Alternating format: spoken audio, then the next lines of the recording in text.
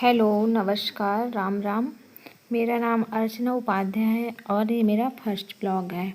मैं एक single mother हूँ और मेरे 2 बच्चे हैं और मैं आज से अपना यूट्यूब चैनल चालू की हूँ, तो आप प्लीज़ मेरे को सपोर्ट करिएगा।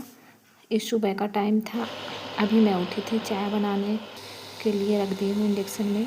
मेरा बेटा भी उठ गया है और वो जा रहा है साइकिल लेके बाहर। उसको बुला रही हूँ कि मत जाओ, तो लेकिन वो मान नहीं रहा है। मैं बोली चलो सुबह का टाइम है, खाली रोड है, चला लो। फिर उसके बाद स्कूल जाएगा वो, तो थोड़ा सा वो भी साइकिल चला ले। गया बाहर मेरा बच्चा। मेरे 2 बेटे हैं, बड़ा बेटा है मेरा एक, ये उसका नाम आदित्य है और छोटे वाले का नाम अनंत है। घर में मैं उसको अनुज बोलती हूँ और आदित्य को आदि बोलती हूँ। अब मैं बाहर गई, बड़े बेटे का मेरा पेपर है तो वो लेट जाएगा, इसलिए वो बोला था मम्मा थोड़ा सा मैं सूट करे दे रहा हूँ। तो बाहर जहाँ बाथरूम बना बहुत ठंडी है, इसलिए मैं बाहर कपड़ा धो रही हूँ। तो अब मैं चाय पी ली हूँ। अब बेटे को अपने देख रही हूँ कहाँ चला गया है वो, क्योंकि मेरा मन वहीं लगा रहता है बच्चों में कि कहाँ है, क्या कर रहे हैं।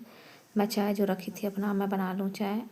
बन गया होगा, उसको मैं निकाल के छान के पी लूँगी।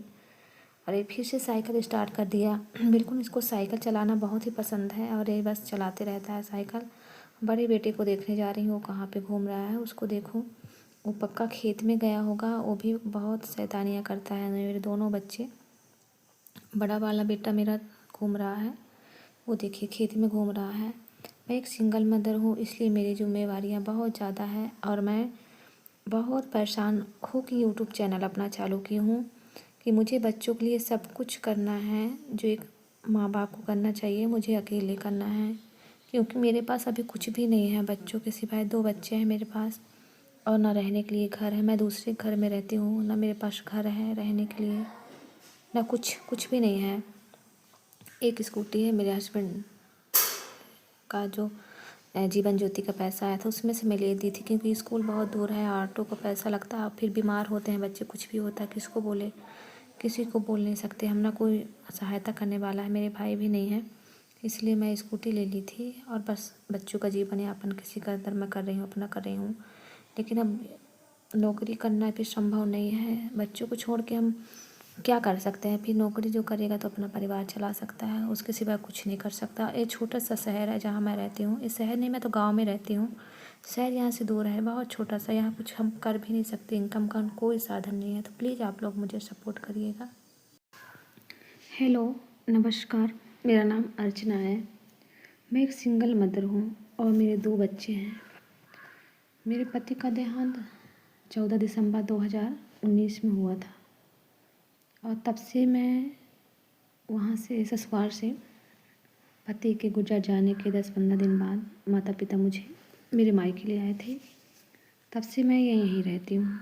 वहाँ लड़ाई झगड़ा हुआ, मना कर रहे थे कि हम नहीं रख पाएंगे वहाँ पे लड़की को, है ना।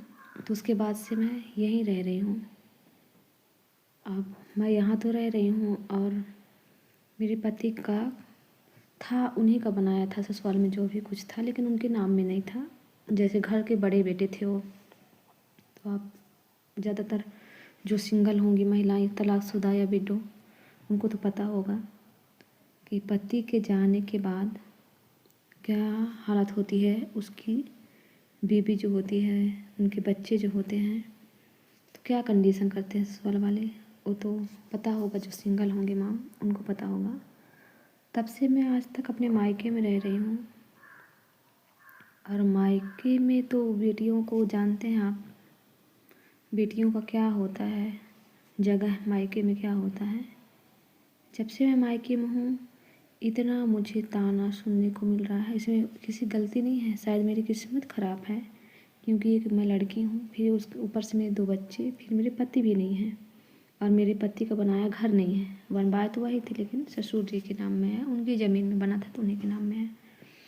आज मेरे पास, मैं वीडियो इसलिए बना रही हूँ, मैं वीडियो बनाती नहीं हूँ ज़्यादा, मेरा पहला वीडियो है।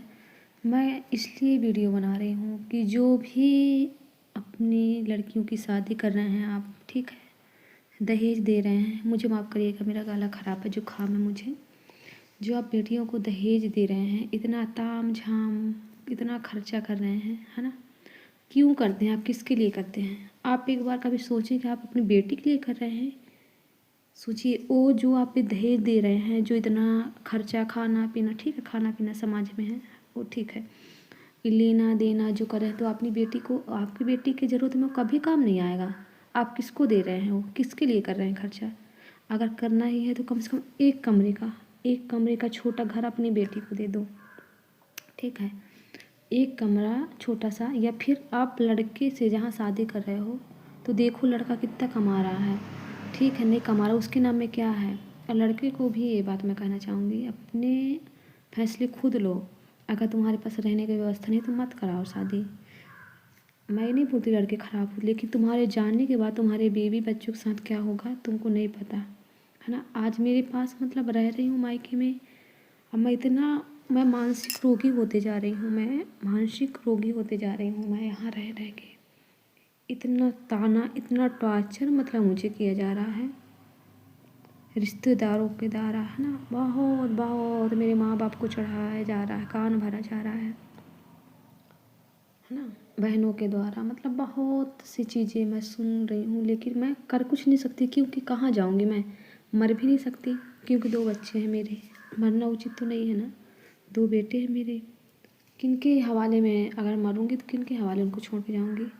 फिर जीवन तो बहुत मुश्किल से मिलता है ना, हम अपने आप को ख़त्म नहीं करते, उसका भी पाप लगता है ना। तो ये तो मैं करूँगी नहीं, लेकिन यहाँ पे बात ये आती है कि मैं जाऊँगी कहाँ।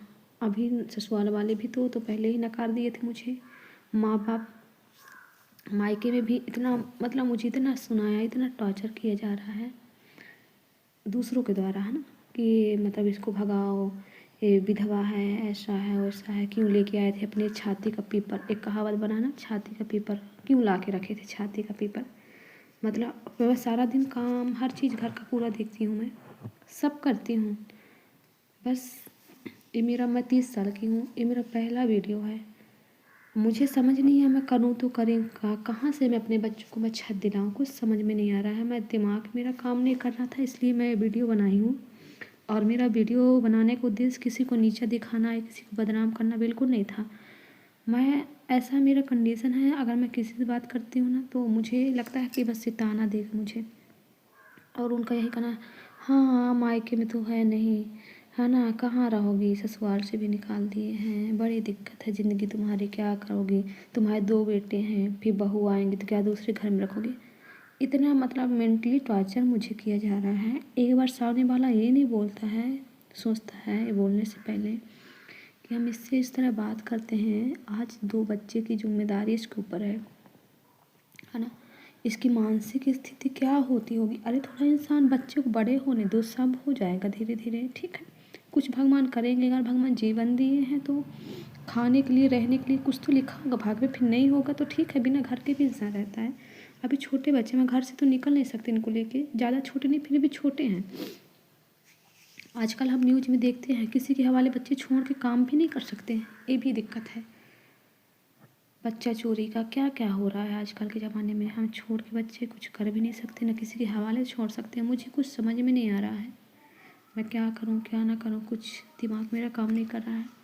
आप लोगों से निवेदन है, मेरे इस वीडियो को ज़्यादा से ज़्यादा शेयर करिए और मुझे कमेंट में कुछ सलाह दीजिए, क्योंकि मेरी मानसिक स्थिति ठीक नहीं है बिल्कुल। मेरे को सोचने समझने की मतलब वो तो बहुत बड़ा चीज़ हो गया मानसिक स्थिति, लेकिन सच में मैं समझ नहीं पा रही हूँ। मैं अब जाऊँ यहाँ से, कहाँ जाऊँ और क्या करूँ, कुछ समझ में नहीं आ रहा है।